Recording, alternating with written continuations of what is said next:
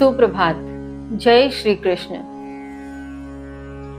अपने कर्म के प्रति निष्ठा न रखते हुए, अपने धर्म का पालन न करते हुए जो अपयश, जो निंदा एक व्यक्ति को प्राप्त होती है, जो समाज उसका तिरस्कार करता है, वह अपयश, वह अकीर्ति उस व्यक्ति को बार बार मारती है। मृत्यु केवल एक बार दुख देती है, एक ही बार आती है, परंतु ऐसा अपयश उस व्यक्ति को जीवन पर्यंत मृत्यु से भी अधिक पीड़ा का अनुभव करवाता है। यही श्री कृष्ण अर्जुन को समझाते हुए आगे की श्रृंखला में कहते हैं, श्लोक संख्या 35। भयात् तृणात् उपरतं मंस्यन्ते त्वां महारथाः येषां च त्वां बहुमतो भूत्वा यास्यसि लाघवम्, भूत्वा यास्यसि लाघवम्। श्री कृष्ण कहते हैं, हे अर्जुन, महान योद्धा तुम्हें भय के कारण युद्ध से विमुख हुआ मानेंगे और जिनके लिए तुम अत्यंत सम्मानित होकर भी तुच्छता को प्राप्त हो जाओगे। भावार्थ, श्री कृष्ण अर्जुन को यहाँ समझाना चाहते हैं कि जब युद्ध का निर्णय लिया जा चुका है, जब युद्ध भूमि में सब रणनीति के साथ हम आ चुके हैं, शंखनाद भी हो चुका है, अब यदि तुम युद्ध नहीं करते हो तो जो भी महान योद्धा हैं वे यही मानेंगे कि तुमने भय के कारण रण छोड़ दिया, तुम भय के कारण युद्ध भूमि से विमुख हो गए। वे यह नहीं समझेंगे कि तुमने अपने परिजनों को न मारने के विषाद में आकर युद्ध भूमि छोड़ी है, अपितु वे तो यही मानेंगे कि तुम भय से व्याकुल हो गए, तुम डर गए, इसलिए तुमने युद्ध छोड़ा। और उन्हीं महान योद्धाओं के मन में जो तुम्हारी अत्यंत पराक्रमी वाली, अत्यंत महान योद्धा वाली जो छवि है, वह छवि धरी की धरी रह जाएगी और तुम तुच्छता को प्राप्त हो जाओगे।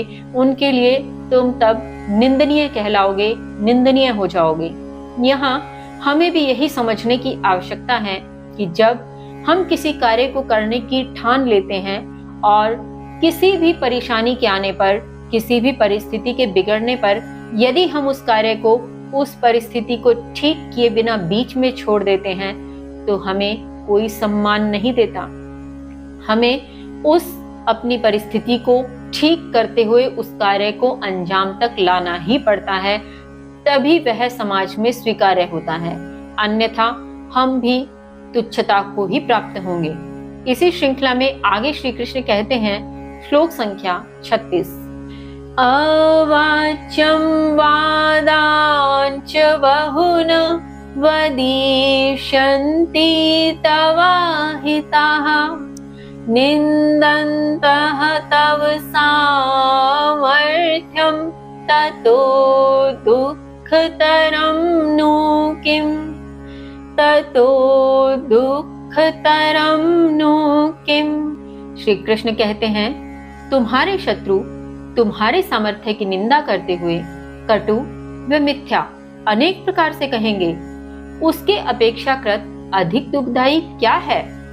भावार्थ, यहाँ श्री कृष्ण अर्जुन से कहते हैं कि अर्जुन, अब यदि तुमने युद्ध का मैदान छोड़ा, अब यदि तुम इस युद्ध से पीछे हटे तो तुम्हारे शत्रु तुम्हारे सामर्थ्य के होने के बावजूद भी तुम्हारे सामर्थ्य की निंदा करेंगे और ऐसी निंदा में वे तुम्हारे लिए कटु व मिथ्या अर्थात कड़वे व झूठे वचन अनेक प्रकार से कहेंगे।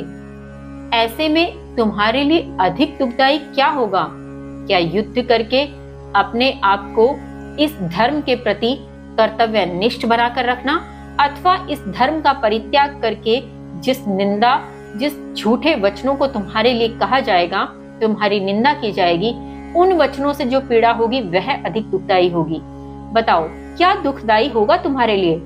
यह धर्म के विपरीत जाकर जो तुम कर्म करने वाले हो, या जो धर्म के साथ रहकर तुम जो कर्म करने वाले हो? यहाँ श्री कृष्ण यही समझाना चाहते हैं कि हम अपने कर्म का निष्ठा पूर्वक पालन करें, अपने धर्म का पालन करें और इस पर रहते हुए हमें कोई कुछ कहे तो पीड़ा नहीं होती, लेकिन जब हम अपने कर्तव्य, अपने कर्म धर्म से मुख मोड़ते हैं, तब हमारी जो निंदा होती है, झूठे वचन हमारे लिए कहे जाते हैं, वह बहुत पीड़ा देते हैं।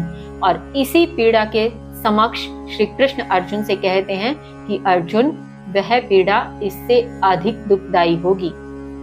इसी क्रम में श्री कृष्ण आगे अर्जुन से क्या कहते हैं जानते हैं कल। तब तक के लिए जय श्री कृष्ण।